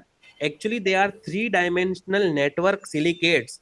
ये 3 डायमेंशनल नेटवर्क सिलिकेट्स हैं in which some of the silicon atoms, कुछ सिलिकॉन एटम्स को उसमें रिप्लेस कर दिया गया है एल्यूमिनियम से। इसका मतलब उनका फ्रेमवर्क कैसा रहा होगा, SI भी होगा उसके अंदर, ऑक्सीजन तो होता ही है उसके अंदर, और कुछ सिलिकॉन को हमने एल्यूमिनियम से रिप्लेस कर दिया है तो SiOAl का उनका फ्रेमवर्क होता होगा। ठीक है, अभी मैंने आपको ये भी बताया था, देखो एक जियोलाइट जो होता है जो पेट्रोकेमिकल इंडस्ट्री में वाइडली यूज होता है उसका नाम है ZSM5, हाँ है सर। ना, ये भी हम लोगों ने पढ़ा है 11 हाँ ये पढ़ा है। ZSM5। ठीक है, आप लोगों को फुल फॉर्म उन्होंने क्यूरियोसिटी के बेसिस पे पूछा होगा तो मैंने बता दिया होगा, बाकी टेक्स्ट बुक में नहीं है। तो ये आप लोग को याद करने की जरूरत नहीं है। ठीक है, ये फुल फॉर्म आपको याद करने की जरूरत नहीं है। जियोलाइट सोकोनिल मोबाइल 5 होता है वैसे, लेकिन उन्होंने पूछा होगा मैंने बताया होगा, बाकी आपके सिलेबस में नहीं है। ZSM5 आप लोग याद कर लो बस खाली। Artificial zeolite which is widely used in petrochemical industry, वो होता है ZSM5। ZSM5 क्या काम करता है, तो वो क्या करता है, अल्कोहल्स को डायरेक्टली पेट्रोल में कन्वर्ट कर लेता है। ठीक है, और जस्ट बाय डिहाइड्रेशन। तो ZSM5 बहुत इंपॉर्टेंट है, अल्कोहल में से वो पेट्रोल बनाने के काम आता है। ठीक है, ये भी आप लोग को याद रखने की जरूरत नहीं है बेटा, ये भी मैंने इन लोग को ऐसे बता दिया होगा। ये जो ZSM5 का फॉर्मूला है वो इतना बड़ा होता है जो कि आपके सिलेबस में नहीं है और वो कभी भी आपसे पूछेंगे नहीं। ठीक है, समझ में आ गया यस बेटा, तो ये आप यस लोग सर। याद करो। जल्दी से याद करो बेटा ना, अभी जैसे एंजाइम कैटालिसिस कंप्लीट होगा अपना, वैसे मैं आपका पूरा ओरल लेने वाला हूँ। आज का लेक्चर कैटालिसिस पूरा एंड हो जाएगा अपना। जियोलाइट सर जब ये सबसे सारे पहले, पॉइंट्स करने पड़ेंगे? हाँ सारे पॉइंट्स है ना, सारे पॉइंट। ये मैंने आपको बताया था कि इस चैप्टर में 3 मार्क का बेटा एक क्वेश्चन आता है, तो 3 मार्क में ये ओके। क्वेश्चन बहुत वैलिड क्वेश्चन है क्योंकि एक पेज भर के आप इसको लिख सकते हो, shape selective catalysis using zeolite ऐसा पूछते हैं। और ये तो इनफैक्ट गुजरात बोर्ड में भी बहुत बार पूछा गया क्वेश्चन है क्योंकि अपने ओल्ड सिलेबस में भी ये था। ठीक है, shape selective catalysis using zeolite. तो सबसे पहले हम लोग बोलेंगे जो जियोलाइट्स हैं वो शेप सिलेक्टिव कैटालिसिस होते हैं। उसके बाद में इनका स्ट्रक्चर होता है हनीकॉम्ब की तरह, पोरस इन नेचर होते हैं। ठीक है, उनकी साइज ऑफ पोर्स क्या होती है, with the fixed size of pores, hence only those reactants which are under the size range of that pores can only get adsorbed and gets converted into product, hence zeolites are shape selective catalyst। हम लोग बोलेंगे कि actually क्या होते हैं, they are 3 dimensional network silicates in which some of the silicon atoms are replaced with aluminium. इसका मतलब उनके अंदर जो फ्रेमवर्क होता है वो SiOAl का होता है। एक आर्टिफिशियल जियोलाइट जो पेट्रोकेमिकल इंडस्ट्रीज में वाइडली यूज होता है वो होता है ZSM5। ठीक है, और ZSM5 का काम क्या होता है, अल्कोहल को डायरेक्टली गैसोलीन में कन्वर्ट कर लेना, और वो भी जस्ट बाय डिहाइड्रेशन, है ना। गैसोलीन का ही दूसरा नाम पेट्रोल होता है बेटा, तो मैंने पेट्रोल बोला था। ठीक है, ZSM5 converts alcohol into gasoline and that too directly by dehydration. ठीक है, याद रहेगा। Yes sir. कोई एक जन रिपीट करो तो बेटा फटाफट, चलो मैं हटा दो इसको। सर मैं करूँ?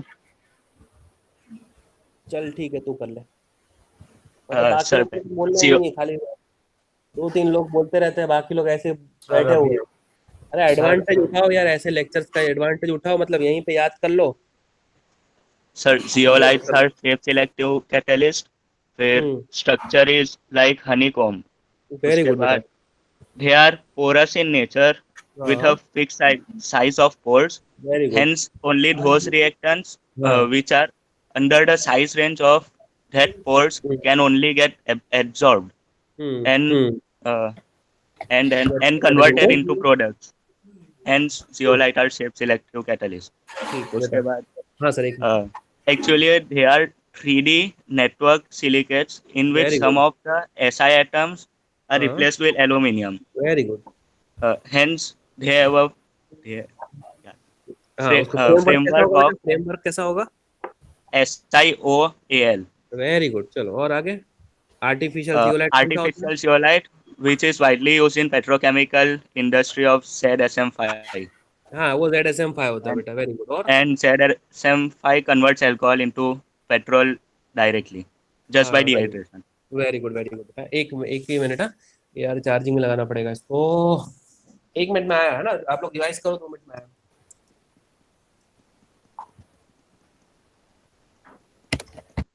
सर ये चलता है ना यहाँ पे?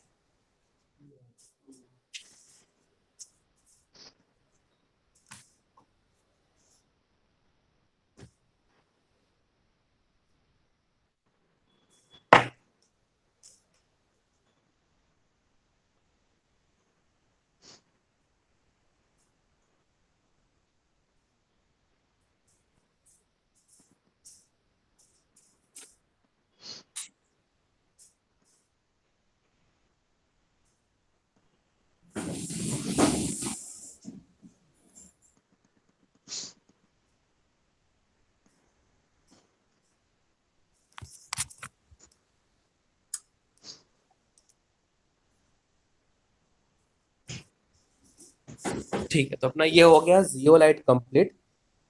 ठीक है ना। जियोलाइट के बाद में अभी हम लोगों को लास्ट क्वेश्चन इसके अंदर पढ़ना है कैटालिसिस के अंदर, वो है एंजाइम कैटालिसिस। ठीक है, बहुत इजी है, कुछ एग्जांपल ज्यादा ही हम लोग करेंगे इसके अंदर। आप लोग को एटलीस्ट ये नोट अगर आता है 3 मार्क के लिए, तो 2 एग्जांपल्स लिखने होते हैं। ठीक है, आवाज आ रही है ना सबको? Yes, sir. एंजाइम्स जो है ना, वो उनको हम लोग बोलते हैं बायो कैटलिस्ट। बायोलॉजी में बहुत पढ़े होंगे आप लोगों ने। एंजाइम्स जो होते हैं ना, वो बायोकेमिकल कैटलिस्ट होते हैं। शॉर्ट में हम लोग उसको बायो कैटलिस्ट भी बुलाते हैं। एक्चुअली ये क्या है, तो ये कुछ और नहीं है बेटा, प्रोटीन्स ही होते हैं। प्रोटीन्स को ही हम लोग बोलते हैं, दे आर प्रोटीन्स।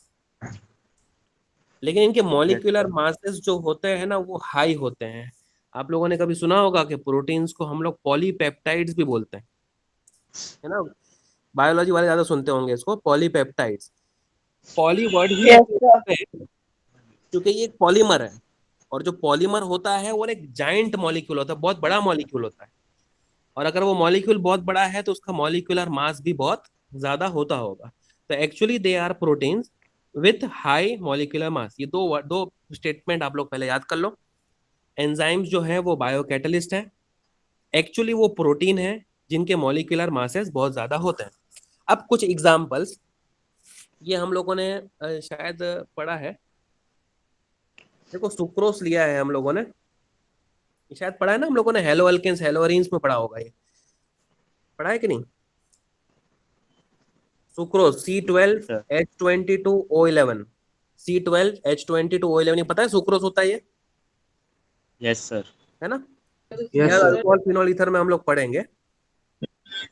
हाँ सर। इन्वर्टेज एंजाइम हमने यूज करा, एंजाइम का नाम है इन्वर्टेज। H2O मतलब हाइड्रोलिसिस होगा इसका। C12H22O11 में पानी डाल दिया हमने, तो 2 हाइड्रोजन बढ़ गए, 1 ऑक्सीजन बढ़ गया। अब बताओ कि इसका मॉलिक्यूलर फॉर्मूला क्या बन जाएगा? C12H24O12 बन जाएगा कि नहीं? अरे कार्बन 12 है, हाँ सर। Yes, hydrogen sir. 22 है, पानी के 2 हाइड्रोजन आ गए तो 24 बन गए। और हाँ, O11 था, पता है एक सर। डाल दिया तो O12 बन गया। उसको क्या करो, आधा आधा करके लिखो, C6H12O6 और C6H12O6। एक होता है इसमें ग्लूकोस और दूसरा होता है इसके अंदर फ्रुक्टोस। ठीक है, तो सुक्रोस के हाइड्रोलिसिस से ग्लूकोस और फ्रुक्टोस मिलता है यूजिंग एंजाइम एन्वर्टेज। ठीक है, तो ये हम लोगों यस ने सर। एक एग्जांपल देख लिया। अगर मेरे पास ग्लूकोस है ऑलरेडी C6H12O6, तो उससे मैं अल्कोहल बना सकता हूं। कार्बन डाइऑक्साइड गैस को एस्केप करवा के यूजिंग एंजाइम जाइमेज। ठीक है, तो यहां से लेके ये दोनों स्टेप जो मैंने बताया ना आप लोग को, ये preparation, industrial preparation of alcohol है। अल्कोहल को यही मेथड से बनाया जाता है। ठीक है, हम सुक्रोज लेते हैं, पहले उससे ग्लूकोज बनाते हैं, फिर ग्लूकोज लेते हैं, उसका फर्मेंटेशन करते हैं इन द प्रेजेंस ऑफ जाइमेज, और उससे क्या बनता है बेटा, अल्कोहल। लेकिन हम लोगों को क्योंकि 2 एग्जाम्पल लेने थे, मैंने दोनों अलग अलग करके डाल दिए इसमें। सुक्रोज इन्वर्टेज के साथ में ग्लूकोज फ्रुक्टोज देता है, ग्लूकोज जाइमेज के साथ में अल्कोहल दे देता है। ठीक है, यस सर। अच्छा ये बताओ, ये यूरिया है कि नहीं बेटा, यूरिया NH2 डबल बॉन्ड और NH2 को यूरिया बोलते हैं। अब इसका मैंने हाइड्रोलिसिस करा तो ये टूट गया, ये टूट गया, इसको एक H दे दिया, इसको एक H दे दिया और इसको O दे दिया, तो NH3 CO2 ऊपर। NH3 दो NH3 बन गए और CO2 कंबाइन होकर CO2 बन गया। ठीक है, और यूरिया के हाइड्रोलिसिस में जिस एंजाइम का यूज करा जाता है उसको बोलते हैं यूरिएज। याद रखने में इजी है। अरे है यस सर, यूरिया में यूरिया। हाँ सर। यूरिया से यूरियस। ठीक है ना, तो ये एक याद करो, ये एक याद करो, ये एक याद करो। ठीक है, ये अगर भारी पड़ रहा है तो एक काम करो, ये वाला एक याद करो। देखो सुक्रोज जैसा ही है, ये सुक्रोज जैसा ही है, लेकिन इसका नाम स्ट्रक्चरली ये डिफरेंट होते हैं बेटा, ये आइसोमर्स हैं एक दूसरे के। C12H22O11 ही है, लेकिन ले लिया माल्टोस, इसको माल्टोस भी बोलते हैं। याद रखना बेटा, सुक्रोज के अंदर एक ग्लूकोज होता है और एक फ्रुक्टोज होता है, जबकि माल्टोस के अंदर दोनों ही मॉलिक्यूल किसके होते हैं, ग्लूकोज के। हाइड्रोलिसिस करवाया, C6H12O6, C6H12O6, एक ग्लूकोज और दूसरा भी ग्लूकोज होता है। आप लोग देखो ये डिफरेंस, पहला वाला देखो, सुक्रोज का हाइड्रोलिसिस किया तो ग्लूकोज और फ्रुक्टोज मिल गया, और लास्ट वाले में देखो माल्टोस का हाइड्रोलिसिस किया तो दोनों ही क्या मिल गए, ग्लूकोज ग्लूकोज। और माल्टोस से माल्टेज याद करने में भी इजी है बेटा, है ना। Yes sir. ठीक है, तो ये एक एग्जांपल याद करो, 4 हो गए। देखो मिल्क का कन्वर्जन कर्ड में, ये भी एक एंजाइम कैटलिस्ट वाला एग्जांपल हो जाएगा। प्रोटीन्स का कन्वर्जन पेप्टाइड्स में, ये भी आप लोगों ने पढ़ा होगा, हमारी बॉडी में कौन सा एंजाइम होता है, पेप्सिन। पेप्सिन। तो कुछ आप लोगों को एटलीस्ट 2 या 3 एग्जाम्पल याद करने रहते हैं। मैंने बहुत सारे एग्जाम्पल दे दिए होंगे उस टाइम पे, तो इन्होंने लिख लिया है सब, तो आप लोग कम से कम 2 या 3 एग्जाम्पल याद रखो जो आप लोगों से याद रहे। ठीक है, फिर उसके Yes, बाद sir. में आप लोगों को एंजाइम कैटालिसिस का मैकेनिज्म बताना होता है कि किस तरह से वर्क करते हैं। तो पहले क्या होता है बेटा, लॉक एंड की मॉडल आप लोगों ने पढ़ा होगा। एंजाइम के सरफेस पर सबस्ट्रेट आके अटैच हो जाता है, तो एंजाइम सबस्ट्रेट कॉम्प्लेक्स बनता है, जिसको हम रिप्रेजेंट करते हैं ES से। एंजाइम के सरफेस पे सबस्ट्रेट आया और बना दिया ES। वो सरफेस पे ही जो सबस्ट्रेट होता है वो कन्वर्ट हो जाता है प्रोडक्ट में, और इसके अंदर जो एंजाइम होता है वो इसमें से निकल जाता है। तो E और S मिलके ES बनता है, और ES में से E निकल जाता है और सबस्ट्रेट कन्वर्ट हो जाता है प्रोडक्ट में। ये इनका मैकेनिज्म होता है। याद रहेगा बेटा, इजी है। Yes sir. आगे बढ़े। हाँ अच्छा, सर। अब कुछ पॉइंट्स अपने को पढ़ने हैं एंजाइम कैटलिस्ट के, वो आप लोग को याद करने हैं। देखो ये कितने पावरफुल कैटलिस्ट हैं कि एंजाइम का जो एक मॉलिक्यूल है वो रिएक्टेंट के 1 मिलियन को प्रोडक्ट में कन्वर्ट कर देता है, वो भी सिर्फ 1 मिनट में। 1 मिलियन। एक एंजाइम का मॉलिक्यूल 1 मिलियन रिएक्टेंट्स को प्रोडक्ट में कन्वर्ट कर देता है, दैट टू इन 1 मिनट, 1 ही मिनट में। तो ये आप लोग उसकी एफिशिएंसी याद रखो। एंजाइम को काम करने के लिए जो प्रॉपर टेम्परेचर, ऑप्टिमम टेम्परेचर होता है, वो रूम टेम्परेचर 298 केल्विन से 310 केल्विन तक का होता है। तो यही तो होता है बेटा, अगर हमको बुखार आ गई है और हमारे बॉडी का टेम्परेचर बहुत बढ़ गया है, तो एंजाइम का प्रॉपर फंक्शनिंग रुक जाता है हमारी बॉडी में। तो यही हम लोग बोलते हैं कि फीवर आ गया हम लोग को बहुत ज्यादा। तो 298 केल्विन से 310 केल्विन तक अगर हमारा बॉडी का टेम्परेचर है, तो वो ऑप्टिमम टेम्परेचर है एंजाइम को फंक्शनिंग करने के लिए। ऑप्टिमम पीएच जो प्रॉपर फंक्शनिंग के लिए होता है हमारी बॉडी का, क्या होना चाहिए, 5 to 7, 5 से लेकर 7 pH के बीच में अगर हमारी बॉडी काम कर रही है तो एंजाइम प्रॉपर फंक्शनिंग कर रहे होंगे। देखो हमारी बॉडी में कैटालिटिक एक्टिविटी ऑफ एंजाइम को एनहांस करने के लिए, जैसे मैंने आपको बताया था कि कैटलिस्ट की एक्टिविटी को एनहांस करने के लिए कैटालिटिक प्रोमोटर्स होते हैं। यहाँ पे कैटालिटिक एक्टिविटी एंजाइम की एनहांस करने के लिए जो होते हैं उनको बोलते हैं कोएंजाइम्स, और जो हमारी बॉडी में कोएंजाइम्स वाला काम करते हैं उनको हम लोग बोलते हैं विटामिन्स। पता है कि नहीं? हाँ सर पता है। चलो Yes, आगे sir. बढ़े। देखो यहाँ पे लिखा है कि एंजाइम्स की एक्टिविटी को enzymes can also be inhibited by the presence of certain substance. जैसे मैंने आप लोग को बताया था कि कैटलिस्ट की एक्टिविटी को डिस्ट्रॉय करने के लिए कैटालिटिक पॉइजन्स होते हैं, तो इस तरह से एंजाइम की एक्टिविटी भी इनहिबिट करी जा सकती है अगर उसके अंदर कोई सर्टेन सब्सटेंस प्रेजेंट हो तो। इसलिए हम लोग ऐसा बोलते हैं कि जो मेडिसिन है ना, वो मेडिसिन आप लोग खाओ, लेकिन जो प्रिस्क्राइब्ड डोजेज आपको दिया गया है वही खाओ। अननेसेसरी आपको सुबह में भी मन करे मेडिसिन खा लो, दोपहर में भी, शाम में भी, रात में भी, मतलब उसको चबाना नहीं है इतना सारा। तो क्यों? तो excessive use of pharmaceutical drugs can also lead to the inhibition of enzyme. ये एक तरह का केमिकल Yes, है। sir. ये केमिकल अगर हमारे बॉडी में जाता है तो वो हमारे एंजाइम्स के प्रॉपर फंक्शनिंग को रोक देता है। इसलिए एक्सेसिव यूज हम लोगों को ड्रग्स का नहीं करना चाहिए। ऐसा लिखा है कि एंजाइम जो है ना वो भी कैसे नेचर के होते हैं? कैटलिस्ट ही तो है ना, वो सब कैटलिस्ट की प्रॉपर्टी तो होगी उसके अंदर। एंजाइम्स जो होते हैं वो बहुत सिलेक्टिव इन नेचर होते हैं। एक पर्टिकुलर एंजाइम एक पर्टिकुलर रिएक्शन को ही कैटलाइज कर सकता है। दूसरा एंजाइम अगर उस रिएक्शन के लिए यूज किया तो विल बी टोटली क्या? फ्रूटलेस। मतलब अगर मुझे यूरिया का हाइड्रोलिसिस करना है और मैं यूज कर रहा हूँ यूरियस तो बराबर है, लेकिन अगर मैं यूरिया के हाइड्रोलिसिस में यूज करने लग जाऊं जाइमेज तो मुझे कुछ मिलने वाला है क्या? नहीं मिलने वाला है, क्योंकि एंजाइम्स जो होते हैं वो बहुत ज्यादा सिलेक्टिव इन नेचर होते हैं। समझ में आ गया Yes, sir. कि किसको Yes, किसको sir. याद हुआ, ये एक बड़ी बात है। हाँ सर, एंजाइम याद का हुआ तो होगा याद ना। है, मतलब सबसे पहले एंजाइम को हम लोग बायोलॉजी में पढ़ते हैं हाँ सर, एंजाइम तो बहुत पढ़े बायोलॉजी में, पूरा याद है सर। हाँ, Yes, एंजाइम sir. जो कौन है सब वो याद है। बायोकैटालिस्ट मैथ्स वालों को पूछो यार सर। तू बायो में नहीं, लेकिन नहीं। 10th में आ चुका है, तू मेरी टेंशन मत लेना, मैं कर लूंगा। ओए, खड़ो मत जा। तो क्या सर बोला आपने मैंने? वो क्या पूछा था? एंजाइम जो है- पेप्टी। सर आपने वो क्या पूछा था? पेप्टिलाइज, ठीक है ना? ये क्या? हाँ बोला सर। क्या मैं तो? हाँ सर, आपने वो पॉलीपेप्टाइड पूछा था ना? हाँ हाँ। हाँ तो वो सर, पॉलीपेप्टाइड आलिया, उसका मीनिंग क्या होता है? तो आलिया को तू क्यों पूछ रहा है? तेरे को नहीं मालूम क्या? सर नहीं सर, उसने बोला ना कि हाँ मैंने पढ़ा हुआ है, तो मेरे को मीनिंग पूछना है इसलिए। नहीं तो उसको मत पूछ, मेरे को पूछ। नहीं सर, उसने बोला हमने पढ़ा है इसलिए।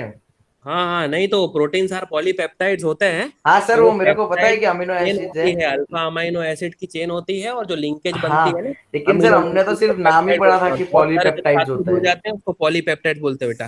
ठीक है, तू हाँ ऐसा मत सर। कर, उसको क्यों पूछ रहा है? मेरे को पूछना, तेरे को नहीं आ रहा तो।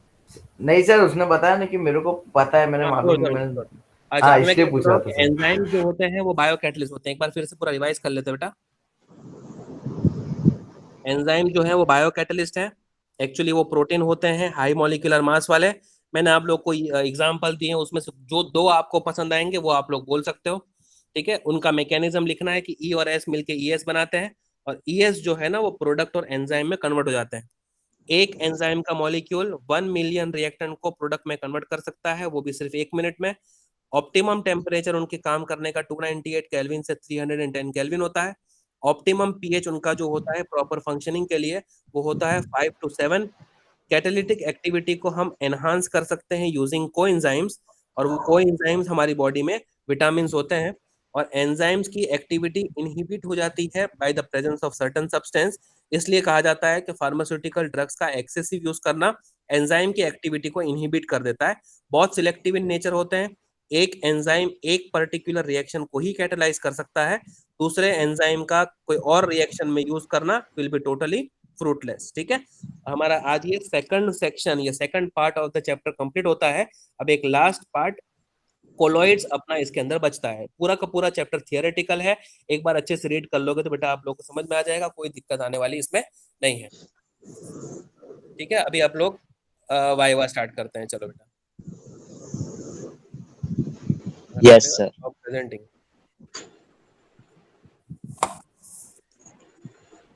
ठीक है, तो अभी हम लोगों ने आज के लेक्चर में कंप्लीट कर लिया पूरा का पूरा कैटालिस्ट। ठीक है, अब मैं जिससे जिससे पूछते जाऊंगा वो ही मुझे बताएगा। Okay sir. स्टार्ट करते हैं हम लोग पिनांग से। पिनांग से स्टार्ट करते हैं बेटा। Yes sir. पिनांग, सबसे पहले आप मुझे ये बताओ कि कैटलिस्ट की डेफिनेशन क्या होती है? कैटलिस्ट की डेफिनेशन,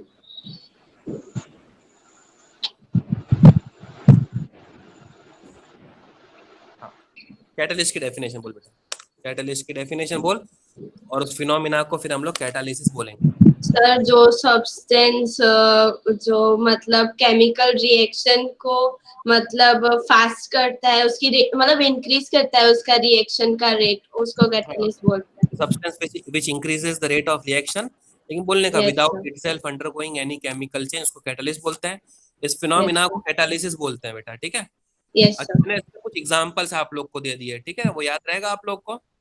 यस ठीक है, सर। MnO2 पाउडर यूज करते थे हम लोग डिकम्पोजिशन ऑफ KClO3 में, एक आप ये याद कर लो। Manufacturing of ammonia by Haber's process, आप ये याद कर लो। कैटालिटिक प्रोमोटर जो उसके अंदर यूज करा जाता है वो उसके अंदर MO होता है, मॉलिब्डेनम, ये भी आप लोग को याद रखना रहेगा। Yes sir. अच्छा, फिर उसके बाद में हम लोगों ने कैटालिटिक प्रमोटर, कैटालिटिक इनहिबिटर की डेफिनेशंस वगैरह देखी। कैटालिसिस के दो टाइप देखे हम लोगों ने। पिनांग को दो टाइप कौन से थे? Catalysis is of 2 type. कौन से दो?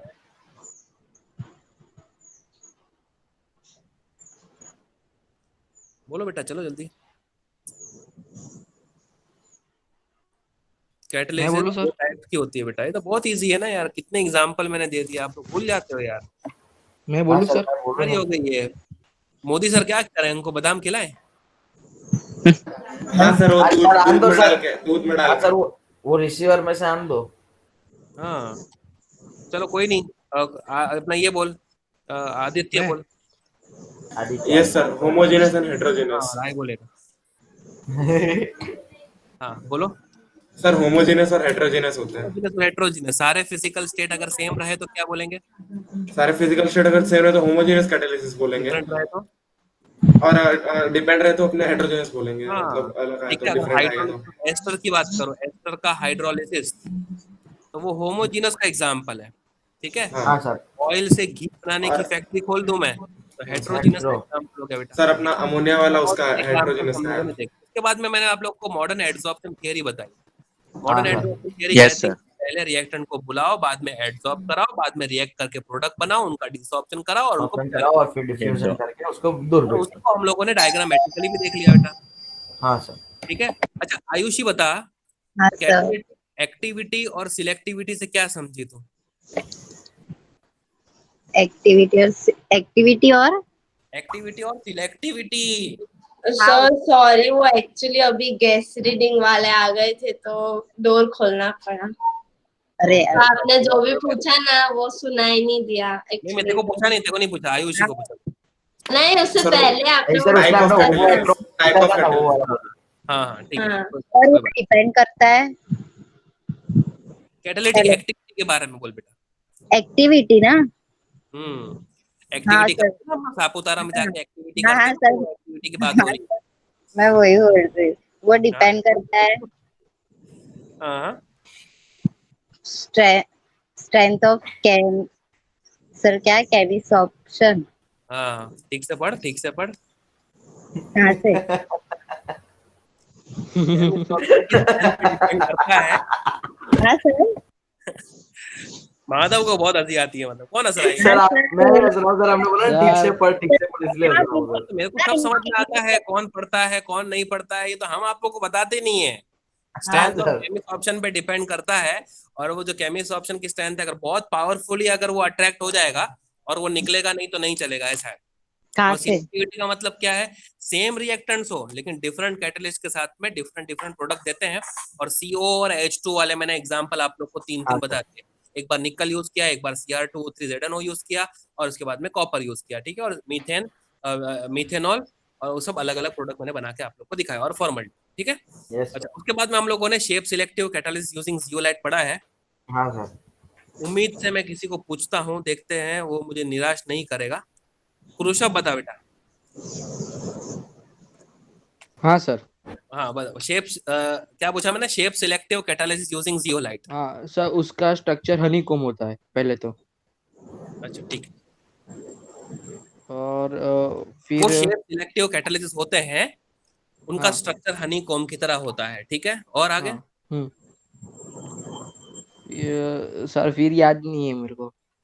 हाँ सर, वो सोडियम एल्यूमिनियम सिलिकेट से बने होते हैं, एल्यूमिनो। ठीक, और आगे? हनीकॉम्ब को देखते बस सर, यार इतना ही, छेद ज्यादा नहीं इतना ही, चाहिए यार, इतना ही। पोरस स्ट्रक्चर, पोरस होते हैं। हाँ सर, पोरस होते पोरस हैं। होते हैं तो उनकी जो साइज होती होगी वो फिक्स होती होगी।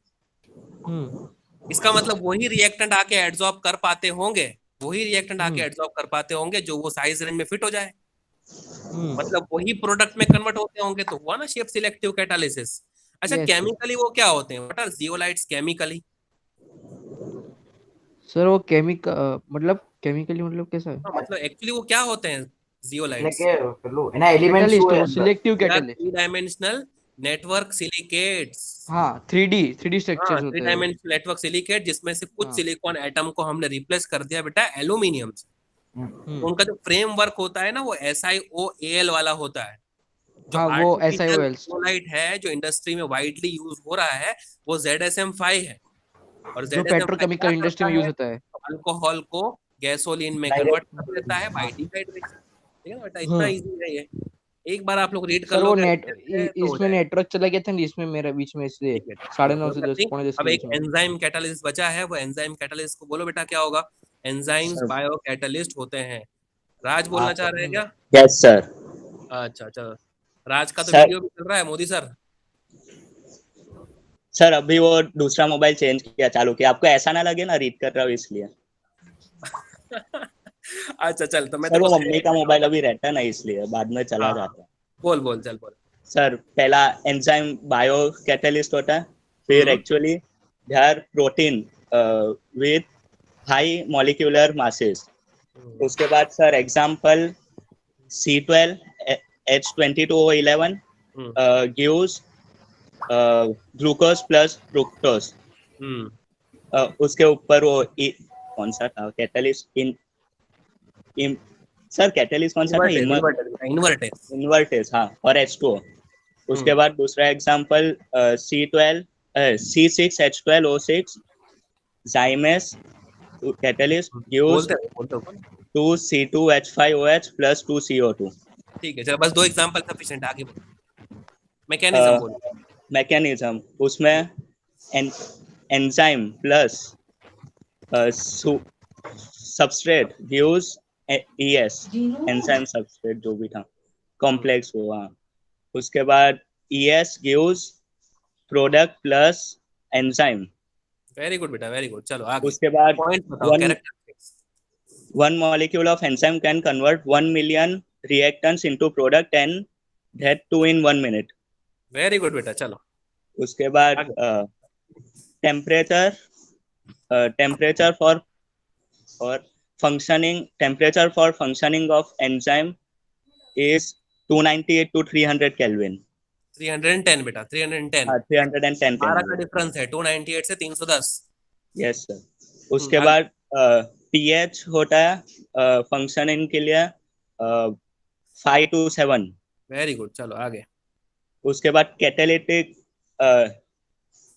catalytic activity of enzyme can be enhanced using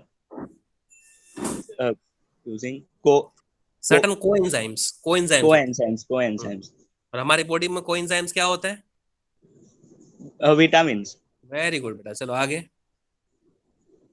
उसके बाद सर एक मिनट, तो जो प्रोमोट करते होंगे तो ऐसे भी कोई सब्सटेंस होते होंगे जो कैटालिटिक एक्टिविटी को एनहांस ना करें, इनहिबिट कर दे। Yes sir. तो इसलिए enzymes हम can लोग क्या also be बोलते हैं inhibited वाला कि फार्मास्यूटिकल ड्रग्स को एक्सेसिव डोजेज में लेना नहीं चाहिए, नहीं क्योंकि चाहिए। वो Yes, कैटालिटिक sir. इनहिबिटर वाला सर काम उसके बाद enzymes are very selective in nature. Very good. That is only particular enzyme can can catalyse one reaction. हाँ, catalyze one reaction. दूसरे एंजाइम को यूज करना बिल्कुल क्या होगा, use of other enzyme will be totally fruitless. हाँ, fruitless. Yes, sir. ठीक है, चलो बहुत अच्छा बोला बेटा। तो आज के लेक्चर में हम लोगों ने कैटलिस्ट को पूरी तरह से खत्म कर दिया, और कल के लेक्चर में, मतलब परसों के लेक्चर में, मंडे से हम लोग स्टार्ट करेंगे कोलॉइड्स, है ना। कोलॉइड्स मेरे ख्याल से 3 से 4 लेक्चर तक चलेगा, और ये चैप्टर को भी हम लोग फिर वाइंड अप कर देंगे। ठीक है, जिसको डाउट्स नहीं है वो जा सकता है, जिसको डाउट है वो रुक सकता है। मैं 2 मिनट रुकता हूँ। Bye, sir. Thank you, sir. Bye bye bye bye. अरे रुक जा Raj, Yes, sir. Modi sir बोल रहे हैं कि उनके लेक्चर में तू बोलता नहीं है कुछ। अरे सर, एक्चुअली तब क्या होता है, मम्मी अब मोबाइल लेके चले जाते हैं उनका, तो उसमें नहीं चलता। ये इसके मम्मी के मोबाइल में यूज कर रहा है अभी।